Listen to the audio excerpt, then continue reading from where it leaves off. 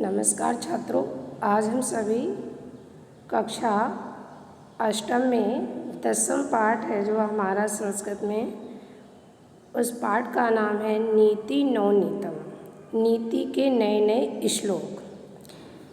प्रस्तुत पाठ मनुस्मृति के कतिपय श्लोकों का संकलन है जो सदाचार की दृष्टि से अत्यंत महत्वपूर्ण है।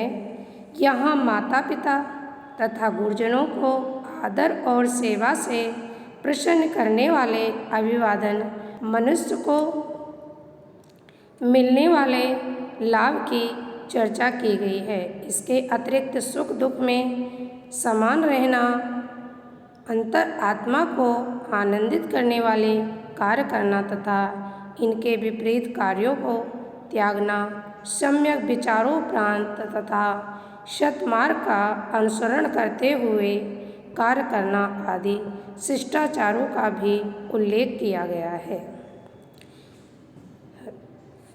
पहला श्लोक है अभिवादनशीलस्य नित्यं वृद्धो उपसेवना चत्वारितस्य वर्धन्ते आयुर्विद्या यशोबलम्। प्रथम श्लोक में बताया गया है कि मनुष्य को अभिवादन करने वाले, प्रणाम करने वाले मनुष्य की अर्थात व्यक्ति की जो नित्य प्रति बड़े को अर्थात अपने गुरु को या अपने से जो भी बड़े लोग हैं जो उनको अभिवादन करते हैं, नमस्कार करते हैं, नित्य वृद्धों की सेवा करते हैं, वृद्धजनों की, उनके चार चीज़ें चत्वारि माने चार, तस्य माने उनकी, वर्धन्ते माने बढ़ती हैं। कौन कौन सी? आयु, विद्या, यश और बल। अभिवादन करने से मनुष्य की चार चीज़ें बढ़ती हैं, वृद्धजनों की सेवा करने से चार चीज़ें बढ़ती हैं, आयु, विद्या, यश और बल। ये तो था पहले श्लोक का भावार्थ।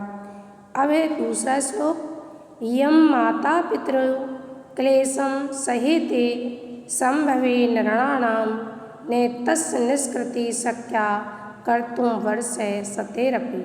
इसमें बताया गया है जो माता और पिता, जो माता और पिता, क्लेश कहते हैं कष्ट, जो माता पिता मनुष्य की,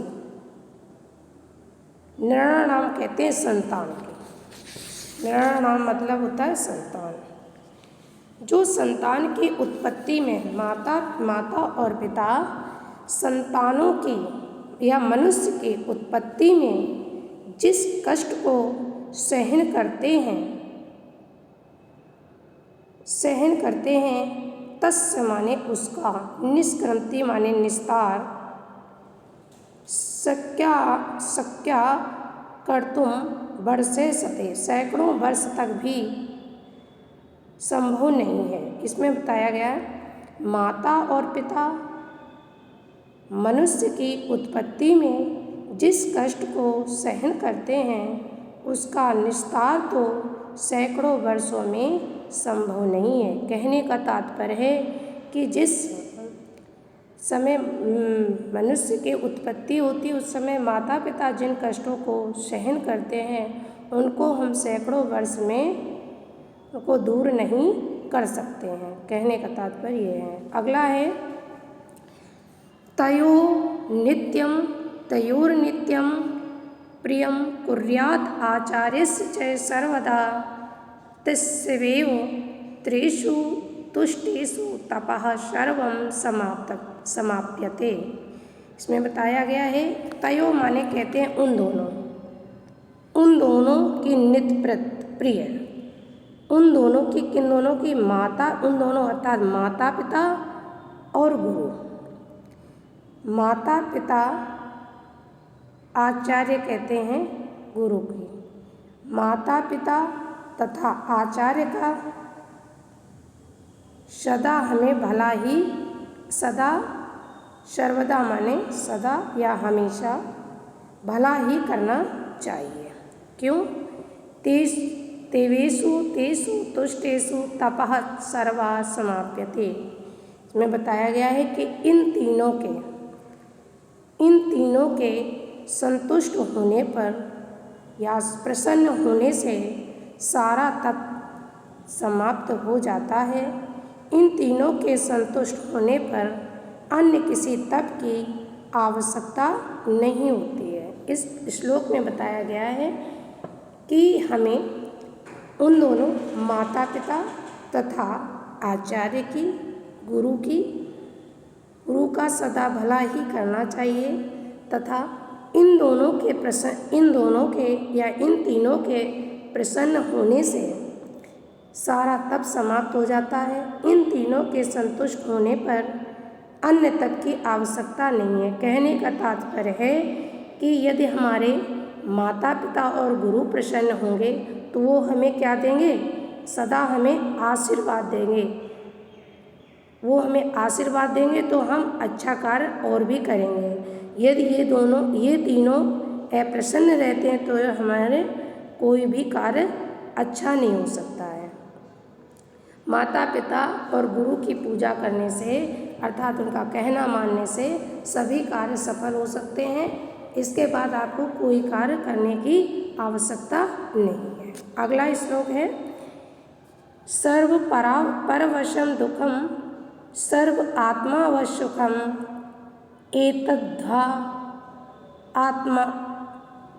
एतद्धा अपाशेन लक्षणम सुख दुखयो। इसमें बताया गया है कि सर्व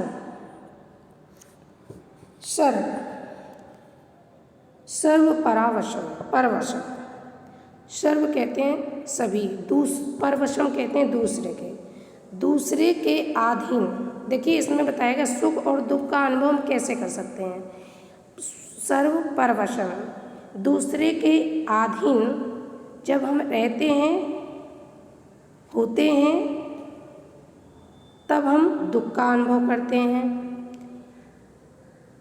और जब हम स्वयं अपने में आश्रित होते हैं तो हम सुख का अनुभव करते हैं। तो कहने का इसमें बताया गया है कि दूसरे के अधीन सब दुख होता है। जब तक हम दूसरों के अधीन रहते हैं, पराधीन रहते हैं तो हम दुख का अनुभव करते हैं तथा अपने अधीन सब सुख होता है।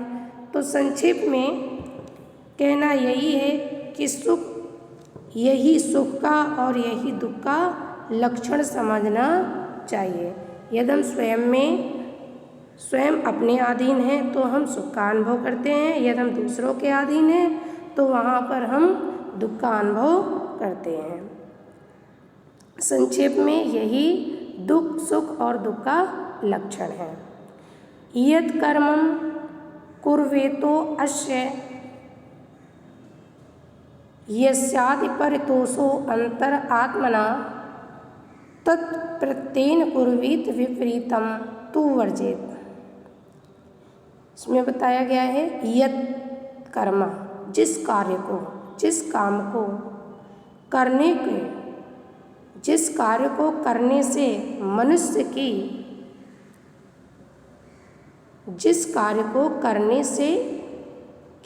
मनुष्य की ईष्यात परितोषा अंतरात्मा कहते हैं अंतर की आत्मा को।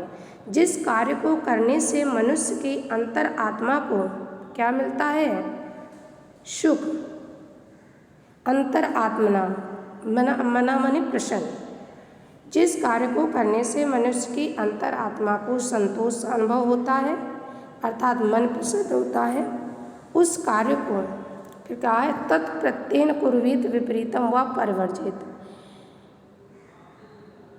उस कार्य को मनुष्य प्रयत्नपूर्वक करे और उससे विपरीत अर्थात उल्टा कार्य तो छोड़ देना चाहिए। जिस कार्य को कहने का तात्पर्य इसमें बताया गया है इस श्लोक में कि जिस कार्य को करने से मनुष्य की अंतर आत्मा प्रसन्न होती हो, संतुष्ट होती हो, उस कार्य को मनुष्य को प्रयत्नपूर्वक करना चाहिए, और जिससे उससे विपरीत हो अर्थात जो मनुष्य की अंतरात्मा गवाह नहीं देती है उस कार्य को कभी नहीं करना चाहिए अर्थात उसको छोड़ देना चाहिए। परिवर्जित कहते हैं छोड़ देना चाहिए, विपरीतम माने उल्टा कार्य को। अगला है दृष्टिपूतम उत्पादम निषेधित पादम वस्त्रपूतम जलम पिबेत शतपूताम वदेत वाचम मनः पूतम समाचरेत। इसमें बताया गया मनुष्य को आँखों से देखकर, दृष्टि कहते हैं आँखों से, पूतम देखभाल करके। देखिए पूतम माने पवित्र, दृष्टि पूतम आँखों से देख करके देखभाल करके क्या करनी चाहिए, कदम रखनी चाहिए, न्याय स्मृति एक कदम रखनी चाहिए। फिर है वस्त्र पूतम जलम पिबेत, वस्त्र से छान करके मनुष्य को पानी पीना चाहिए। फिर अगले में बताया सत्य पूताम वचेत वाचम, सत्य से पवित्र करके वाणी बोलनी चाहिए।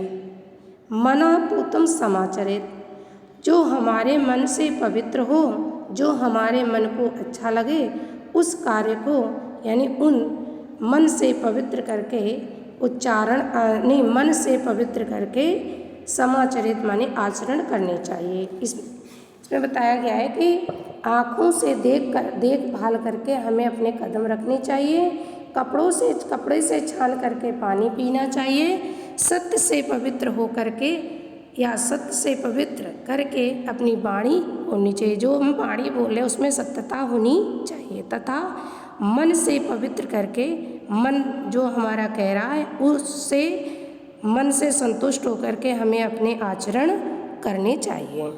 ये तो था आपको 10वें पाठ के श्लोकों का भावार्थ।